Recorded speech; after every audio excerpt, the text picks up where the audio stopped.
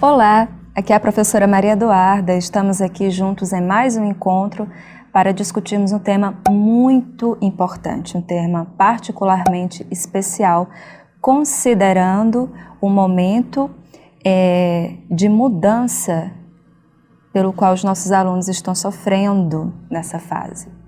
O tema que nós vamos trabalhar aqui é a pedagogia dos multiletramentos. Por que eu falo que é um tema especialmente relevante para essa fase da formação humana e intelectual dos nossos alunos, em que eles estão saindo da fase da adolescência para a vida adulta? Porque os multiletramentos envolvem um conjunto de práticas de leitura, de compreensão, de interpretação, de tudo aquilo que é significativo na vida social e é atravessado desta forma pelas tecnologias, pelas ferramentas digitais, virtuais, online, que estão aí dispostas e disponíveis e que fazem parte do cotidiano dos alunos. Muitas vezes essas tecnologias são pensadas em oposição à sala de aula. Então o celular atrapalha a sala de aula, a atenção que os alunos têm. Na verdade, os alunos nessa faixa etária são muito acostumados a fazerem atividades diversas de uma forma paralela, de forma que eles têm uma dificuldade muito grande em se concentrar exclusivamente em uma atividade, por exemplo, em assistir a uma aula de determinado tema numa área disciplinar. Então, trabalhar os multiletramentos em sala de aula é absolutamente relevante para quê? Para que o aluno entenda a sua inserção em um mundo cada vez mais hipermoderno, cada vez mais hiperglobalizado, cada vez mais marcado pela tecnologia, e a partir dessa inserção ele saiba fazer uso da língua associado a esses multiletramentos, a essas práticas que são típicas, que são comuns desse mundo hiperglobalizado. Os multiletramentos, a gente vai ver aqui alguns tópicos, na verdade compõe um assunto que está lá na redação do Enem, embora indiretamente. Por quê? Porque a partir de atividades que trabalhem com multiletramento, o aluno vai desenvolver algumas competências que ele vai utilizar na produção textual. Uma desses elementos que ele vai utilizar é a construção de um repertório sociocultural. A ideia de que a gente usa a linguagem para fins específicos a partir de um determinado propósito. A ideia de que a linguagem é utilizada para solucionar alguma coisa, para intervir sobre alguma coisa.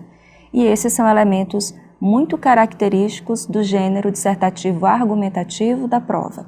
Mais uma vez, eu reitero a necessidade de nós pensarmos a redação do Enem como um fim, de tal forma que para nós chegarmos a trabalhar as competências voltadas para esse fim, a gente precisa trabalhar o meio é muito importante. Então, o trabalho com os multiletramentos vai nos auxiliar, conforme a gente vai ver aqui, em alguns pontos que eu separei para a nossa discussão, vai nos auxiliar ao desenvolvimento de competências de leitura e de escrita em sala de aula. Durante um certo tempo, na história da língua portuguesa aqui no Brasil, se considerou o processo da alfabetização como sendo básico para o domínio mínimo da nossa língua materna. Acontece que o processo de alfabetização atualmente é considerado apenas como uma capacidade de codificar e decodificar as formas linguísticas próprias do nosso sistema linguístico, nosso idioma, que é a língua portuguesa. Um tempo depois, passou-se a se pensar, conforme a gente encontra na Lei de Diretrizes e Bases, conforme a gente encontra nos parâmetros curriculares nacionais e mais atualmente na BNCC, passou-se a se considerar não mais o processo de alfabetização como sendo um fim último do ensino de língua portuguesa, mas o processo do letramento. Quando a gente fala de letramento, nós estamos falando de um domínio da língua voltado para práticas de interação reais. Considerando que na nossa sociedade, para que a gente execute qualquer tipo de atividade, não basta que tenhamos um letramento, mas vários letramentos, começa-se a se pensar sobre o conceito de multiletramentos. Imagine uma atividade simples como utilizar um aplicativo de celular. Que tipo de habilidades, que tipo de letramentos a gente precisa ter? Será que uma pessoa, por exemplo, que possui uma pós-graduação na área de comunicação ou na área de linguística, vai saber utilizar um aplicativo de celular? Isso é uma determinação? Será que uma pessoa que tem bem menos instrução educacional formal saberia utilizar os aplicativos de celular de uma forma muito mais produtiva, de uma forma muito mais eficiente? É interessante a gente pensar nisso. Toda e qualquer prática de interação na sociedade exige de nós um conjunto de domínio de práticas, domínio de relações, domínios de interação que são atravessados pelos usos da linguagem. E o que a gente tem visto é que essas práticas têm sido cada vez mais marcadas pela multissemiose. É por isso que não é suficiente o trabalho da língua portuguesa voltado exclusivamente para a gramática do nosso idioma. Porque na interação real, seja ela de produção textual, seja ela de escrita, o que é que essa prática real exige da gente? Essa prática real não exige da gente apenas um domínio formal da gramática. Há pessoas que conseguem se comunicar e interagir muito bem sem ter esse domínio formal da língua. Então, há um conjunto de outros elementos para os quais as pesquisas têm apontado. As pesquisas científicas desenvolvidas na área de linguística, psicolinguística, neurolinguística, e a gente precisa compreender essas multissemioses. Por quê? Quando a gente se volta especificamente para a redação do Enem, é exigido que o candidato, nosso aluno, tenha conhecimento de mundo, saiba estabelecer relações interdisciplinares, saiba estabelecer relações entre textos. E quando a gente solicita que esse aluno, portanto, pesquise sobre as temáticas que podem ser exigidas lá na redação do Enem, ele vai buscar esses textos onde? Só numa biblioteca? Ele vai buscar esses textos em plataformas de produção e de produção textual, de escrita, e em plataformas também que trabalham com oralidade, e o que ele vai encontrar são textos marcados pela multissemiose. Vão encontrar, por exemplo, o hipertexto. O que é o hipertexto?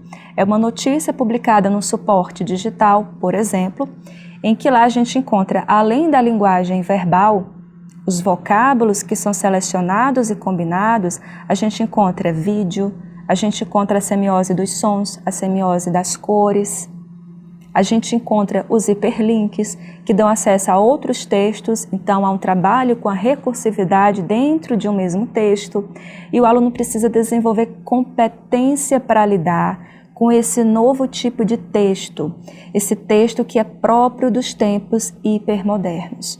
Ele só consegue desenvolver um trabalho de pesquisa produtivo para trazer essas informações, esses argumentos para a redação do Enem, se ele conseguir ter o mínimo de familiaridade e o mínimo de domínio sobre esses tipos de texto, certo?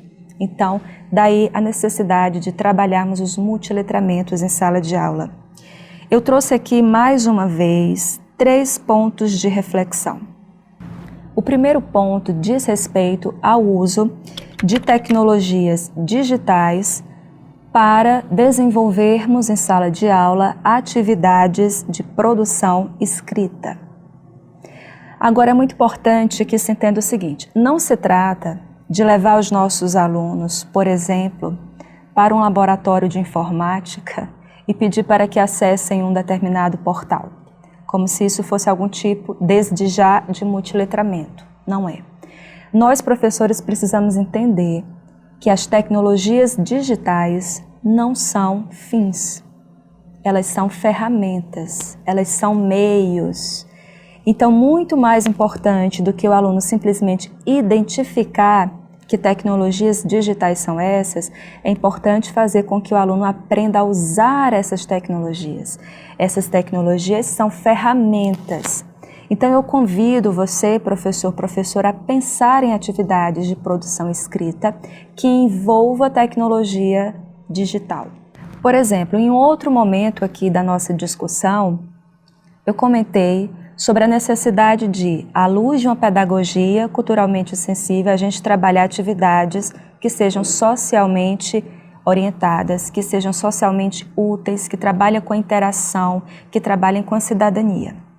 Imagine que o professor, ao trabalhar, por exemplo, uma campanha de prevenção ou uma campanha de conscientização acerca de algum tema próximo da realidade dos alunos, peça para que essa campanha seja realizada nas redes sociais, ou que essa campanha se dê em plataformas como sites e blogs. Atualmente há plataformas totalmente gratuitas para a criação de sites e blogs. Que o aluno possa criar discussões, entrevistas, debates, utilizando, por exemplo, web rádio, utilizando podcast. É interessante que a gente leve o aluno para o meio digital e, a partir dali, trabalhe as suas competências linguísticas, a competência de buscar informações, associar informações, entender os fatos, transformar isso em argumento, trabalhar isso sempre a partir dessas atividades de produção. Imagine, então, que numa campanha como essa, colocando o aluno sempre na dimensão do uso, na dimensão do contexto, ele então vai entender qual é a necessidade de se utilizar essas tecnologias digitais. Por exemplo, para uma campanha de prevenção numa rede social X, é mais interessante o trabalho com a linguagem verbal ou seria mais interessante, por exemplo, criar um vídeo? Seria mais interessante uma imagem? Que imagem seria essa? Se nós fôssemos trabalhar, se o aluno fosse trabalhar essa conscientização, por exemplo, criando uma cartilha ou um cartaz, se esse aluno fosse criar, por exemplo, podcasts na internet, um blog para se discutir, um fórum na internet, o professor então vai acompanhando ao longo dessa atividade, que pode ser uma campanha de conscientização, campanha de prevenção, ele vai acompanhando os processos de escrita que envolvem o uso de tecnologia digital, certo?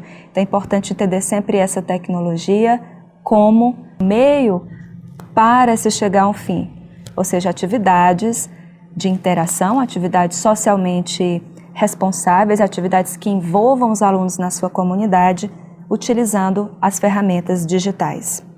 Um segundo ponto que eu trago para reflexão, vimos agora a produção a partir dessas ferramentas digitais ou tecnologias digitais.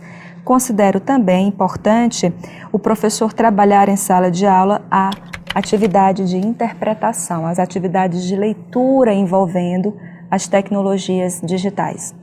Sempre nessa perspectiva, na perspectiva que diz respeito, mais particularmente, à consciência dos usos da linguagem.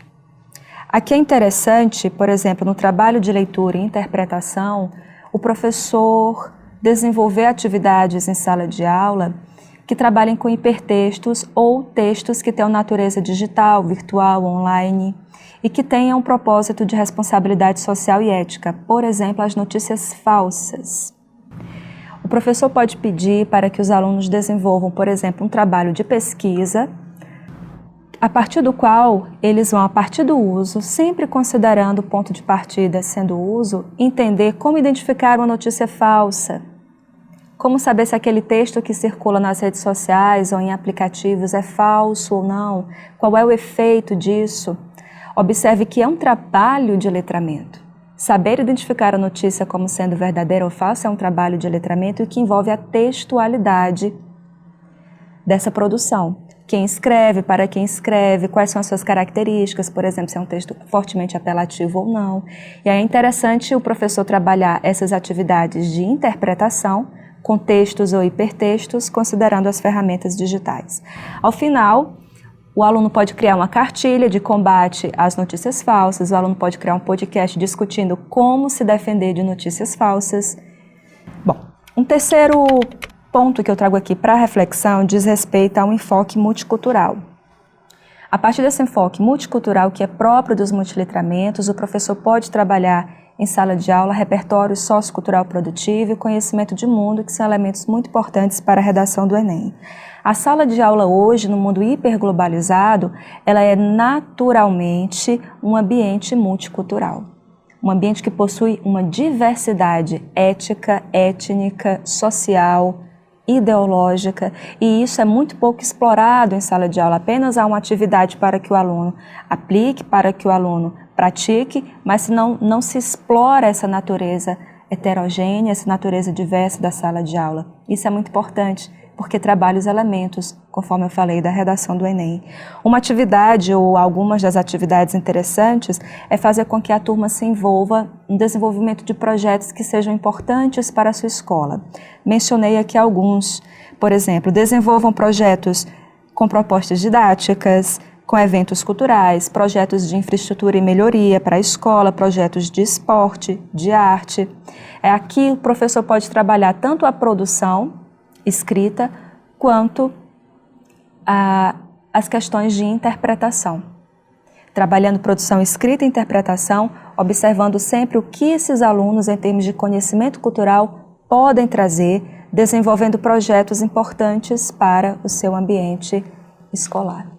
Para fazer isso, o aluno precisa interagir com os outros alunos, ele precisa aprender a expor seu ponto de vista, a sua experiência nesse ambiente escolar, e ele vai utilizar naturalmente as ferramentas digitais. Espero então que este nosso encontro tenha sido lúcido, considerando o trabalho com as ferramentas digitais do ponto de vista dos multiletramentos, focando as atividades de leitura e escrita sempre na perspectiva da interação. No caso particular, a interação utilizando os meios e as ferramentas digitais. Eu aguardo você no nosso próximo encontro.